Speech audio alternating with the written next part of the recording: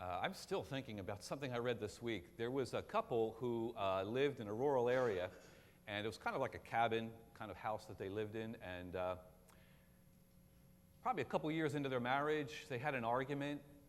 The wife had gone food shopping, and the husband thought she spent too much on eggs. Big argument. He took a chainsaw and cut the house in half, and put plywood up the exposed areas, and moved his half to the back of the property. It was about a half-acre property. And they lived like that for the next 40 years.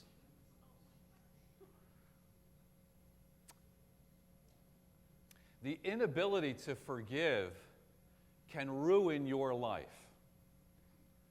And this message is the last. It's the fourth installment of 4 messages on the topic of getting it right, working on yourself before trying to work on someone else and change them. The idea of looking in yourself. If you're having an issue or a problem in a situation or relationship, stopping to say, well, maybe there's something in me that needs to change in order for this situation or this relationship to work. And if you're unable to forgive, then you will never move fully toward wholeness and peace in your life. I really believe that, and I believe that based on relationships I've had and people that I've talked to over the years. So this morning I want to zero in on a passage from the Bible that gives some pretty good instruction about forgiveness, because I find that learning to forgive somebody is one of the hardest things for human beings to do. Pride gets in the way, all kinds of things get in the way of that happening. So I want to call your attention to Ephesians chapter 4, and if you have a Bible, you can open it and turn to it. Ephesians chapter 4,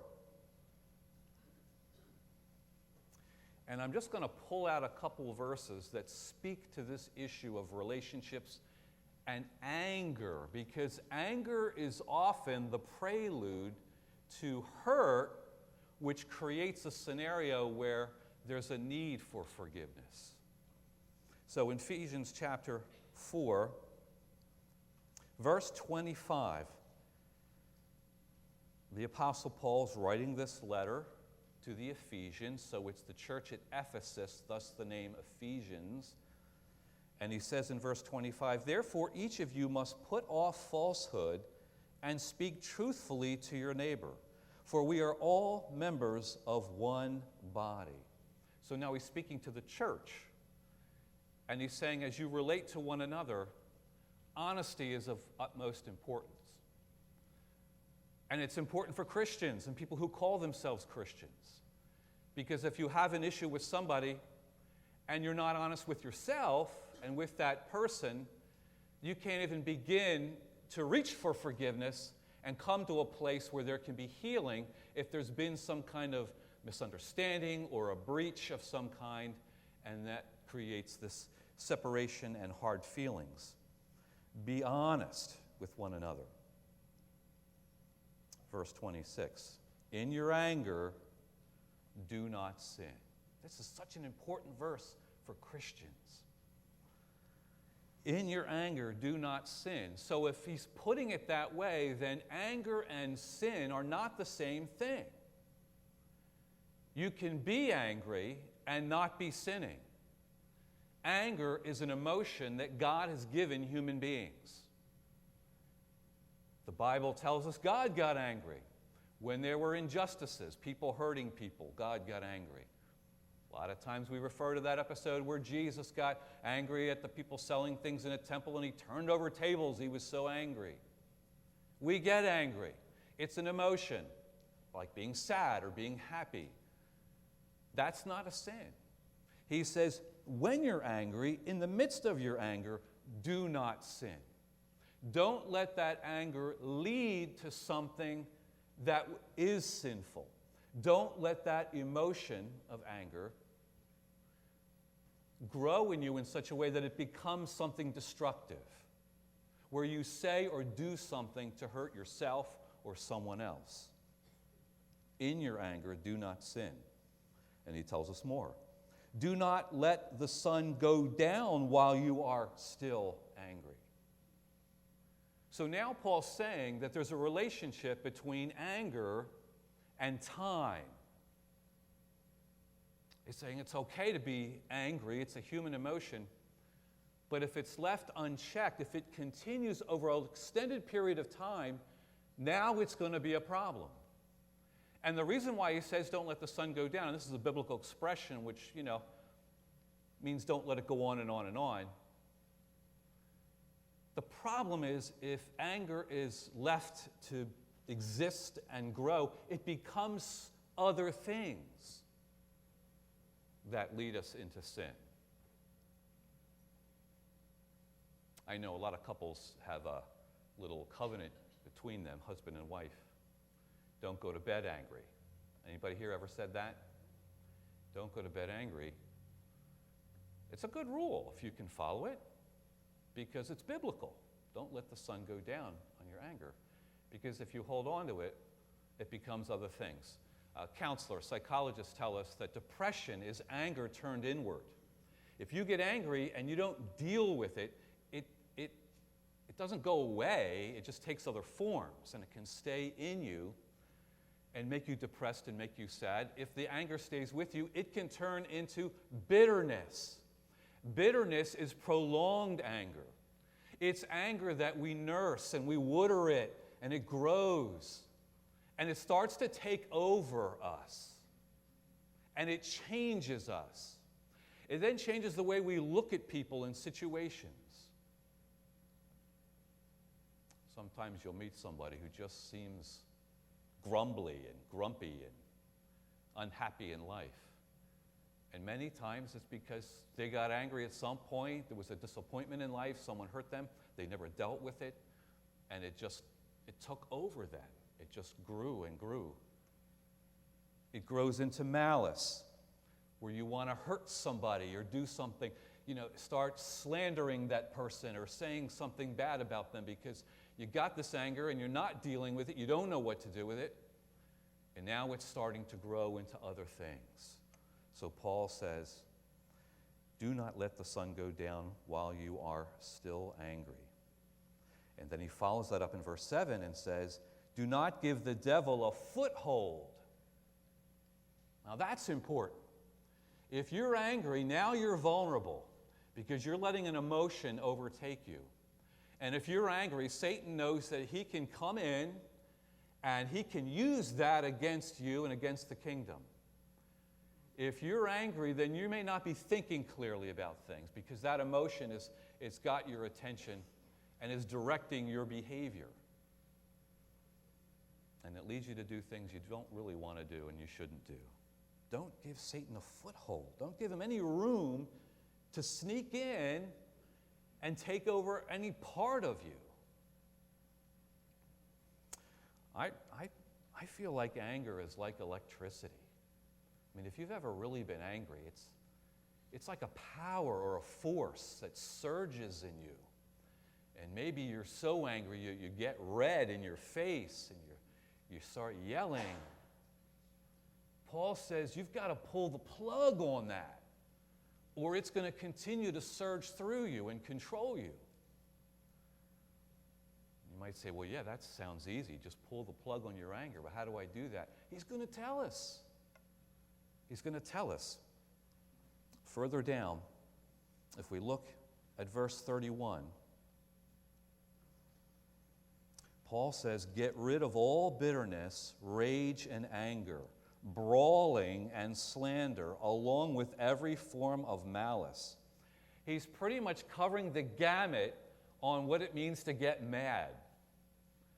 Can you imagine him writing to the church to tell them to stop brawling? Now, I know sometimes folks get upset with one another in church, but I'm hoping that we don't have to have a warning about not brawling after worship out in the parking lot. Maybe that's what's going on back then in the church, and that's why he says it. I don't know. But he says, get rid of all this stuff. Bitterness, rage, anger, brawling, slander, every form of malice. Do you hear all? There's no room for any of this, he says. It's not of God. When you hold on to your anger, it's going to transform into other things, and it's going to get ugly. Get rid of it. Again, that sounds easy. That sounds nice. How do I do that? He tells us more. Verse 32. Be kind and compassionate to one another. That sounds good too, and sounds easy. Be kind and compassionate to one another. Now we're getting down to the crux of the matter. Forgiving each other. That's the answer, plain and simple. The way you get rid of the anger when you're angry with somebody is to forgive them. That's the pulling of the plug. It doesn't mean you forget what they did to you. You remember it. You can't stop your mind from recalling it. But it's when it comes to mind, reaching the place in the journey of forgiveness where it doesn't bring up all that stuff in your stomach, where you're feeling that anger. Forgiveness pulls the plug, and it's a decision that you make. And it's not one that happens overnight. Sometimes takes a long time. You heard a testimony this morning from Tracy about how she had to work through those issues in her own life with her family. But that is the answer, to forgive. But how do I forgive, you might say? He helps us there too. This is the ultimate answer. Verse 32 again, be kind and compassionate to one another, forgiving each other. How? Just as in Christ, God forgave you. And now he's using the word forgive in the past tense, forgave. He says, brother and sister, you've already been forgiven. You confessed your sin. You brought this to God. He's already forgiven you. How do you forgive? In Christ. Too many times we try to forgive in me. I need to get enough strength and oomph to be able to forgive that person that said that about me or did that to me. He says, no, you're human. You're flawed. You're broken. You may not have enough in you to be able to forgive that person. You need to forgive them in Christ. That's where the strength comes from. Jesus Christ came to this earth, died on a cross to forgive all of us. He's in the forgiveness business. It's what he does well. That's where the power is. The mistake we make is to say, I need to forgive you. Instead of saying, in Christ, I want to forgive you. I need to stop and think about all the things I've been forgiven for. Already done. He forgave, past tense. In Christ. That's how forgiveness happens. He's the God of forgiveness. He's the expert on forgiveness. He's the giver of forgiveness and the giver of the power to forgive. The giver of the strength to pull the plug and let go. Well, it's got to be more than theory. So let's talk about some practical suggestions about how to forgive somebody, and then I'm going to close. Here's some suggestions. And the first one may just seem so obvious and like no kidding, but I'll explain what I mean. Number one suggestion, pray for the person you need to forgive. Pray for them. I don't mean one of those prayers that says, you know, dear God, yeah, I guess, yeah, may they be happy in life, you know, whatever. No. I mean, really pray for them. You know why? Because when you're angry with somebody, you turn them into a monster. You give them horns and fangs, and you say, how could they have done that? And they hurt my feelings, or whatever. We turn them into a monster. When you pray for someone, you humanize them. And you remember that they're a human being like you. And even as you and I need forgiveness, they need forgiveness too. So when you pray for them, something happens to your heart. It softens a little. And they no longer have the fangs and the horns, or maybe just fangs, no horns, but it starts to change for you. It's a step toward forgiveness. Sincerely pray for them. Suggestion number 2, name your loss. If someone's hurt you, chances are you feel like they've taken something from you. They hurt you years ago, and so you feel like they robbed you of your childhood. They stole your happiness. They stole your peace of mind. They stole your reputation. Whatever it is, name your loss. Because sometimes forgiveness is so big, we just can't manage it. What am I forgiving them for? Name your loss. What is it you need to forgive them for? Sometimes makes the forgiving process become a little more clear as you work toward that pulling of the plug. And the last suggestion is this. How long do you want to be angry? How long? You figure out you'll take it through October, maybe through the holidays. How long do you want to be angry? Because it's up to you. It's your emotion. It's up to you if you want to forgive them. How long do you want them to influence you and hold you prisoner? Because you know how that works. When you're angry at somebody, you're the one suffering, right? I've offered that saying before that, you get angry at somebody, it's like drinking poison and thinking it's going to hurt them. How long do you want to be angry?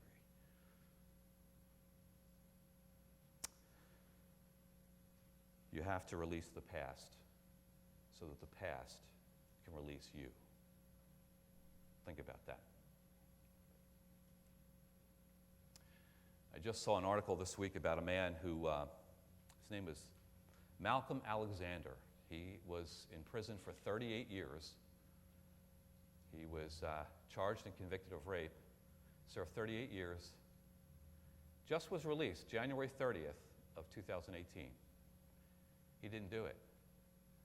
Now, because of DNA testing, they found for sure it had nothing to do with this crime. He served 38 years in prison.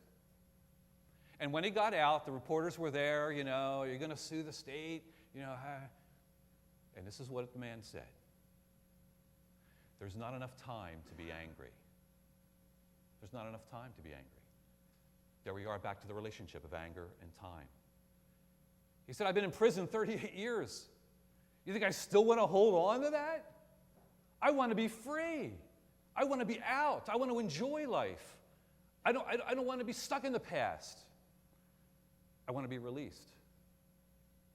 If you release the past can release you. And I pray this morning that if there's any of you who are in prison, I pray for your release. In fact, the song that we're going to close with, I love this song, Spirit Song. There's a line in the song that, if you need to, I want you to pray it as you sing it. Are you good at multitasking? Can you pray and sing at the same time? Because you may need to this morning. Here's what the line says. But let him have the things that hold you. Don't you love that line? Let God have the things that hold you. There's just 2 verses in this song that we're going to sing. But as we stand and sing it now, if that's for you and you want to claim it and you won't feel too weird doing it, just raise your hand. Saying, Lord, I'm just, from here to here, from my heart to you, Lord, I'm letting it go. I release this burden, whatever it is that's holding you a prisoner. 38 years, or maybe it's just last week that you got hurt and you're angry and you need to let something go. Let him have the things that hold you. Sing it from your heart. Let's turn together. Hymn 347. Hymn number 347. Let's stand and sing.